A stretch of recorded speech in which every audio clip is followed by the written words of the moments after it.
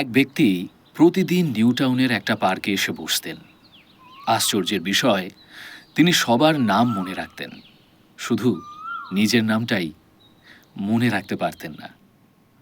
লোকজন ভাবত এর নিশ্চয়ই স্মৃতিভ্রংশের রোগ।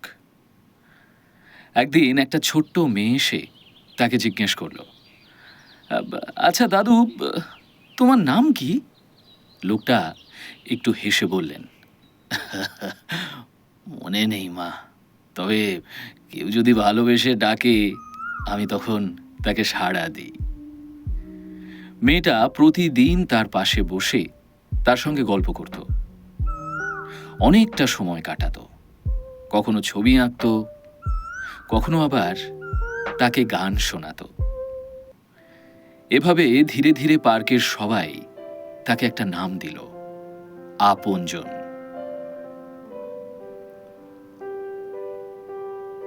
বেশ কয়েকদিন কেটে গেল। তারপর একদিন লোকটা আর এলো না পার্কে। সবাই তার ব্যাপারে খোঁজ করতে লাগলো, কিন্তু কোনো খোঁজ পেল না। খোঁজাখুঁজির পর পার্কের সেই বেঞ্চে শুধু একটা চিরকুট পাওয়া গেল। তাতে লেখা, আমার নাম কোনোদিন হারায়নি।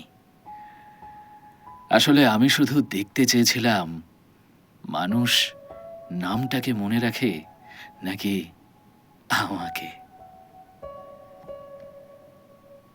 সেদিন প্রথমবার গোটা পার্ক নিঃশব্দ হয়ে গিয়েছিল। পৃথিবীতে সবচেয়ে বড় পরিচয় নাম নয়, বরং কারোর হৃদয়ে রেখে যাওয়া একটা সুন্দর স্মৃতি।